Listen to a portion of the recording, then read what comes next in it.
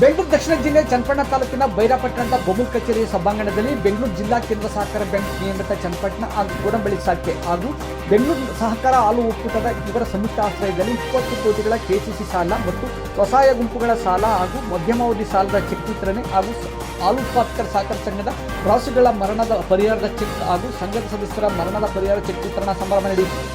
ಜ್ಯೋತಿ ಬೆಳಗಿಸಿ ಸಮಾರಂಭವನ್ನು ಉದ್ಘಾಟಿಸಿದ ನಂತರ ಚೆಕ್ ವಿತರಣೆ ಮಾಡಿ ಮಾತನಾಡಿದ ಬಹುಮೂಲ ಅಧ್ಯಕ್ಷ ಡಿ.ಕೆ. ಸುರೇಶ್, ರೈತರ ಸೌಲಭ್ಯವನ್ನು ಅನಾವಶ್ಯಕವಾಗಿ ದುಂದು ವೆಚ್ಚ ಮಾಡದೆ ಸದ್ಬಳಕೆ ಮಾಡಿಕೊಳ್ಳಿ ಎಂದರು. ರೈತರ ಸಾಲು ಹೆಗಲ ಮೇಲೆ ಹಾಕಿಕೊಟ್ಟರೆ ರೈತರಾಗುವುದಿಲ್ಲ. ರೈತರ ಸಮಸ್ಯೆಗಳಿಗೆ ಸ್ಪಂದನೆ ಮಾಡಬೇಕು. ಸೋಷಿಯಲ್ ಮೀಡಿಯಾದಲ್ಲಿ ಪ್ರಚಾರ ಪಡೆಯುವುದಲ್ಲ ಎಂದು ಹೆಸರು ಹೇಳದೆ ಕೇಂದ್ರ ಮಂತ್ರಿ ಎಚ್ ಡಿ ಕುಮಾರಸ್ವಾಮಿ ಅವರ ಮೇಲೆ ಕುರಿತು ಟೀಕೆ ಮಾಡಿದರು. ಈ ಸಂದರ್ಭದಲ್ಲಿ ಮಾಜಿ ಸಚಿವ ಹಾಲಿ ಶಾಸಕ ಸಿ.ಟಿ. ಯೋಗೇಶ್ವರ್ ಮಾತನಾಡಿ, ರಾಜ್ಯದಲ್ಲಿ ಹೆಚ್ಚು ಹಾಲು ಉತ್ಪಾದನೆಯಲ್ಲಿ ಚನ್ನಪಟ್ಟಣ ತಾಲೂಕು ಒಂದರಲ್ಲಿ ಎರಡು ಮಾತಿಲ್ಲ. ತಾಲೂಕು ನೀರಾವರಿ ಮುಖಾಂತರ ಹಸಿರುಮಯವಾಗಿರುವುದೇ ಹೈನುಗಾರಿಕೆ ಸಹಕಾರಿಯಾಗಿದೆ ಎಂದರು. ಪ್ರಾಸ್ತಾವಿಕವಾಗಿ ಮಾತನಾಡಿದ ಬಿಡಿಸಿಸಿ ಬ್ಯಾಂಕ್ ನಿರ್ದೇಶಕ ಹಾಗೂ ಬಹುಮೂಲ ನಿರ್ದೇಶಕ ಎಸ್. ಲಿಂಗೇಶ್ ಕುಮಾರ್ ಮಾತನಾಡಿ, ರಾಜ್ಯದಲ್ಲಿ ಹೆಚ್ಚು ಆರ್ಥಿಕ ಸಹಕಾರ ಪಡೆಯುತ್ತಿರುವ ಚನ್ನಪಟ್ಟಣ ಬಹುಮೂಲ ಒಂದರಲ್ಲಿ ಹೆಮ್ಮೆಯ ವಿಚಾರವಾಗಿದೆ ಎಂದು ತಿಳಿಸಿದರು. ಈ ಸಂದರ್ಭದಲ್ಲಿ ವೇದಿಕೆಯ ಮೇಲೆ ಬಿಡಿಸಿಸಿ ಬ್ಯಾಂಕ್ ಅಧ್ಯಕ್ಷ ಅಶೋಕ್, ಎಂಎಲ್ಸಿ ರವಿ, ರಾಜ್ಯ ರೇಷ್ಮೆ ಮಂಡಳಿ ರಾಜ್ಯಾಧ್ಯಕ್ಷ ಚಂದ್ರರಾಜನ್, ಕಾಂಗ್ರೆಸ್ ಹಿರಿಯ ನಾಯಕ ಡಿ.ಎನ್. ವಿಶ್ವನಾಥ್, ಕೆಎಂಎಫ್ ವ್ಯವಸ್ಥಾಪಕ ನಿರ್ದೇಶಕ ಸುರೇಶ್, ಬಹುಮೂಲ ನಿರ್ದೇಶಕ ನಾಗರಾಜು, ಮುಖಂಡರುಗಳಾದ ಪ್ರಮೋದ್, ಸುನೀಲ್, ರಂಗನಾಥ್, ಚೇತನ್ ಕೀಕರ್, ಸಾಗರ್, ನಾಗೇಶ್, ಪ್ರದೀಪ್, ಶಿವಕುಮಾರ್, ಮುದ್ದುಕೃಷ್ಣ, ಮತೀನ್, ವಾಸಿರಾಧಿಕರ್ ಹಾಗೂ ಹಲವಾರು ಮಂದಿ ಹಾಜರಿದ್ದರು.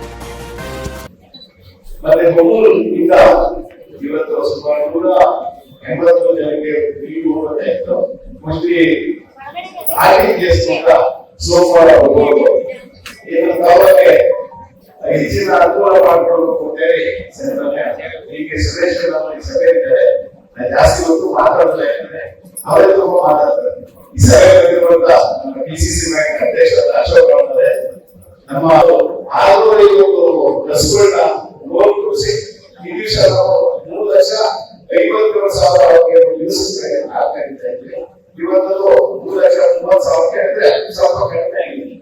ಅದೇ ರೀತಿ ಏನು ರೈತರಿಗೆ ಒಂದು ದಿವಸಕ್ಕೆ ಸುಮಾರು 1,26,00,000 ಅದರಿಂದ ಹೆಚ್ಚು ಹಾಲು ಉತ್ಪಾದನೆ ಚನ್ನಪಟ್ಟಣಕ್ಕೆ ಇವತ್ತು 1,20,00,000 ಒಂದು ದಿವಸಕ್ಕೆ. ಅದೇ ಒಟ್ಟಿಗೆ 500 ಕೋಟಿ ರೂಪಾಯಿ ಒಂದು ವರ್ಷಕ್ಕೆ ನಮ್ದೇನು ಒಕ್ಕೂಟದ ಸರ್ಕಾರದ 5 ರೂಪಾಯಿ ಬಿಟ್ಟು 500 ಕೋಟಿ ರೂಪಾಯಿ ಒಂದು ವರ್ಷಕ್ಕೆ ನಮ್ಮ ತಾಲೂಕಿಗೆ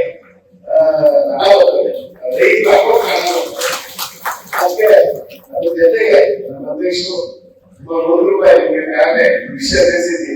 ಏನು 1 ರೂಪಾಯಿ 16 ಕೋಟಿ ನಷ್ಟ ಇರುವಂತದ್ದು, ಅದನ್ನ ನಷ್ಟ ಹೋಗಿ 70 ಕೋಟಿ ಹಣವನ್ನ ಸುಮಾರು 9 ತಿಂಗಳಲ್ಲಿ ಅವರು ಅವರ ಬುದ್ಧಿಮತ್ತೆಯಲ್ಲಿ ಸೋರಿಕೆಯನ್ನು ತಪ್ಪಿಸಿ ಇವತ್ತು ಹಾಲು ಉತ್ಪಾದಕರು ಸಹಾಯ ಆಗಬೇಕು ಅಂತ. ಅದೇ ರೀತಿ ನಮ್ಮ ಇಚ್ಛೆ ಇರೋದ್ರೆ ನಮ್ಮ ತಾಲೂಕು ಜನ ಇರ್ಬೋದು, ನಮ್ಮ ಜಿಲ್ಲೆಯವರು, ಇವರು ನಮ್ಮ ಕೆಎಫ್ನ ಅಧ್ಯಕ್ಷ ಈ ರಾಜ್ಯಕ್ಕೆ ರೈತರಿಗೆ ಈ ಸಹಾಯ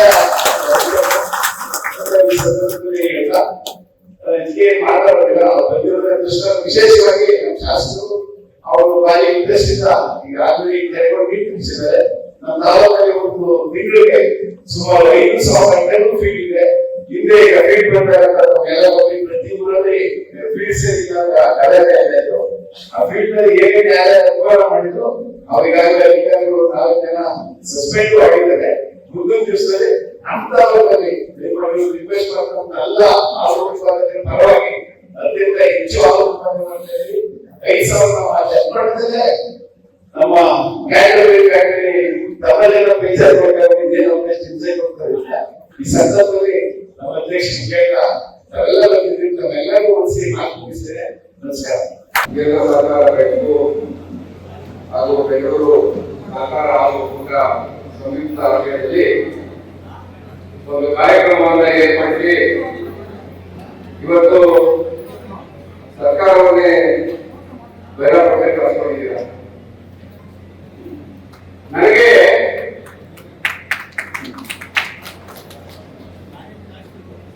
ಈ ಸಾಲ ಕೊಡೋದು, ಸಾಲ ವಸೂಲಿ ಮಾಡೋದು, ಬಡ್ಡಿ ಸಾಲ ಕೊಡೋದು, ಇದೆಲ್ಲ ಇದಕ್ಕಿಂತ ಮುಖ್ಯವಾಗಿ 2 ಮಾತಲ್ಲಿ ನನ್ನ ಮಾತನ್ನ ಮಾತಾಡಬಹುದು. ಒಂದು ಆತಂಕ ಇತ್ತು. ಬೆಂಗಳೂರು ಹಾಲು ಉತ್ಪಾದಕರ ಸಹಕಾರ ಸಂಘದಲ್ಲಿ ನಮ್ಮ ಒಕ್ಕೂಟದಲ್ಲಿ ಯಾವಾಗ ರೇಟ್ ಕಡಿಮೆ ಮಾಡ್ಬಿಡ್ತಾರೋ, ಯಾವಾಗ ನಮ್ಮ ರೈತರಿಗೆ ತೊಂದರೆ ಆಗ್ತದೋ ಒಂದು ಆತಂಕ ಇವತ್ತು ನಿವಾರಣೆ ಆಗಿದೆ. ಯಾಕಂದ್ರೆ ಮಾನ್ಯ ಡಿ.ಕೆ. ಸುರೇಶ್ ಅವರು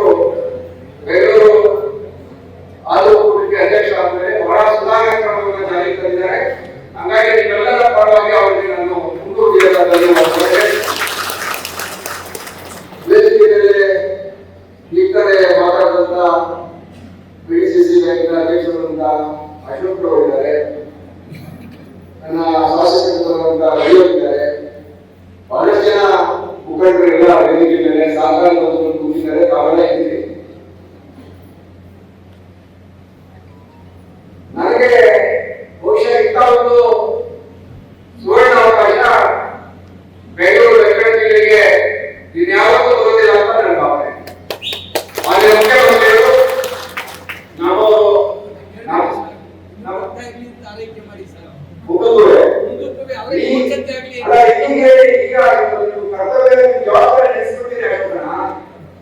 ಈ ಸುರೇಶ್ ಅವರು ಮಾತಾಡೋದು ಹೇಗೆ ಯೋಗ 4 ತಿಂಗಳು ಕಾಯ್ದಿನ ಮಂತ್ರಿಗಳಿದ್ದಾರೆ. ನನ್ನ ಬಳಿಯೇ ಇಲ್ಲ.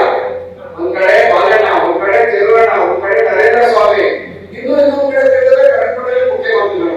ಇದಕ್ಕಿಂತ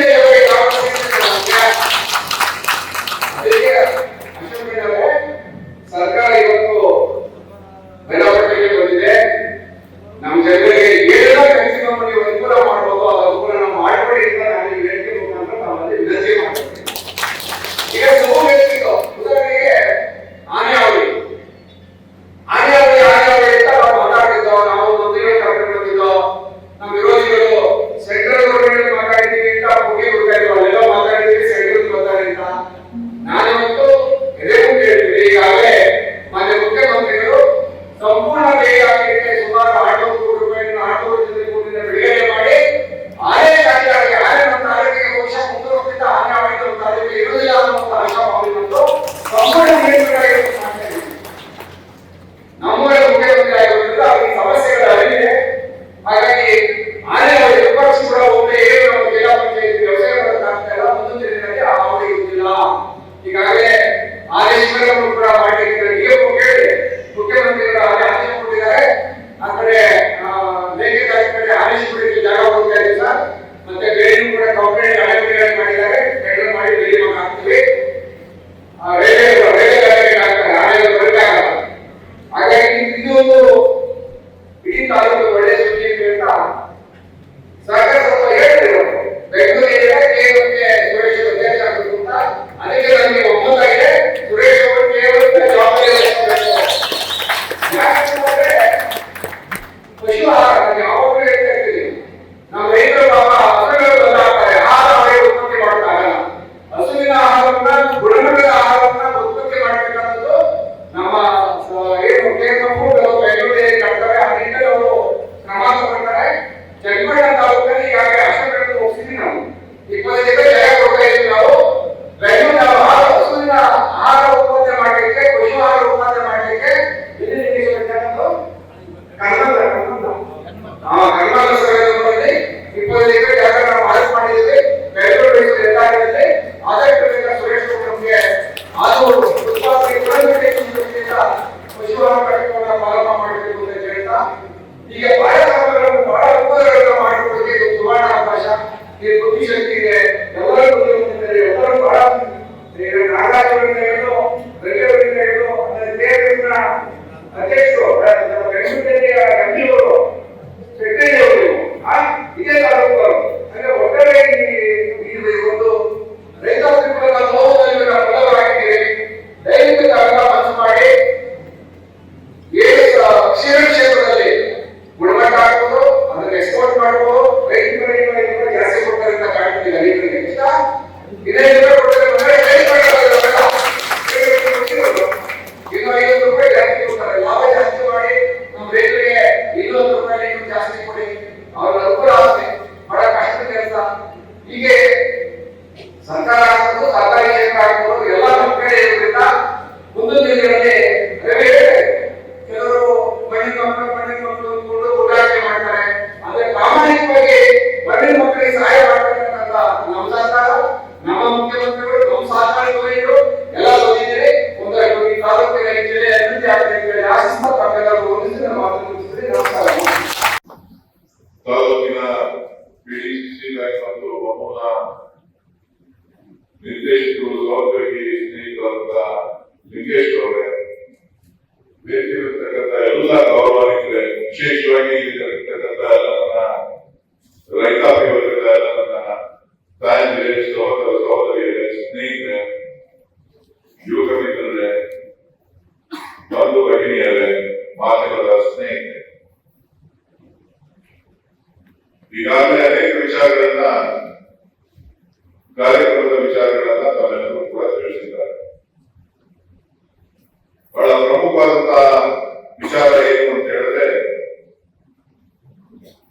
ರೈತರು ಜೀವನ ಮಾಡ್ತಕ್ಕಂಥದ್ದು ಬಹಳ ಕಷ್ಟ, ಸುಲಭದ ಕೆಲಸ ಅಲ್ಲ. ಇವತ್ತು ರೈತರು ಜೀವನ ಮಾಡ್ತಕ್ಕಂಥದ್ದು, ಅದರಲ್ಲೂ ಕೂಡ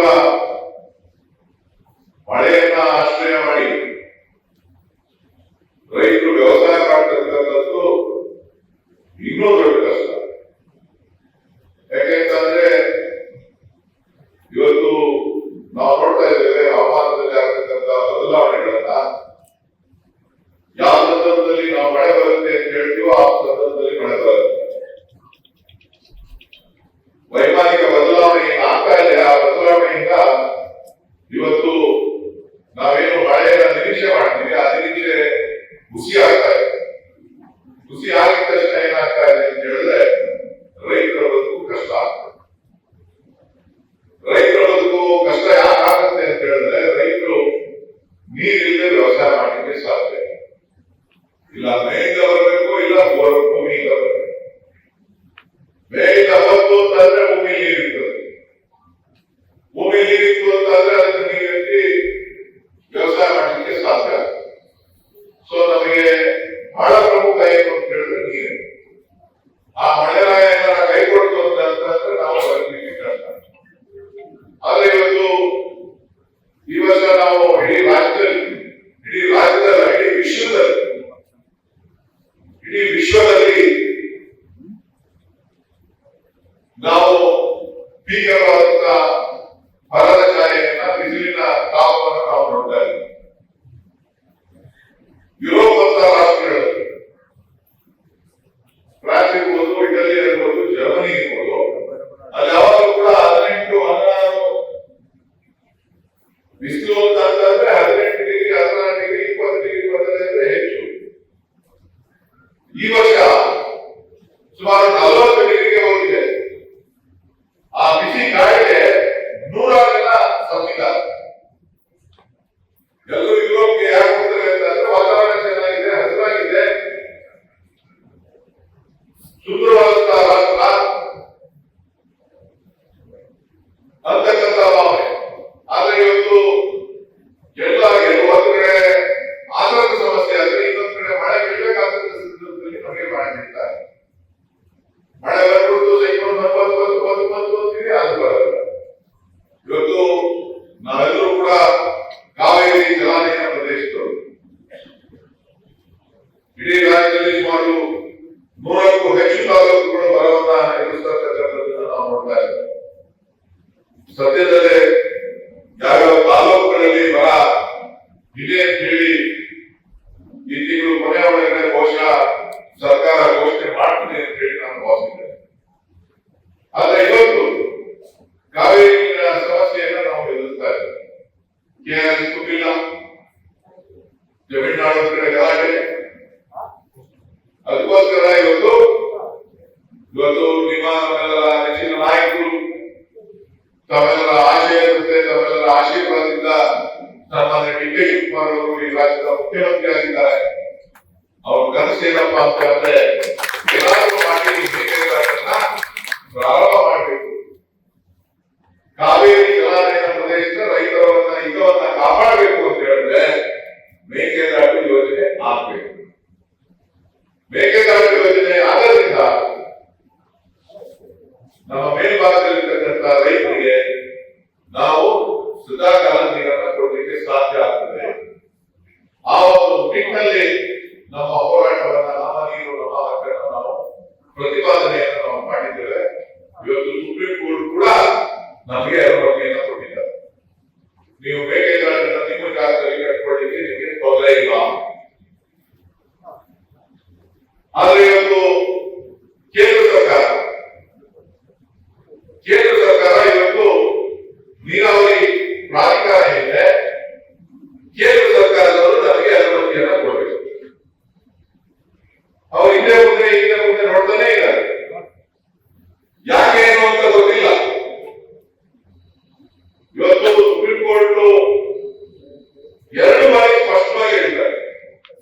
ಆಲ್ರೆಡಿ ಇದು ತೀರ್ಮಾನ ಆಗಿದೆ.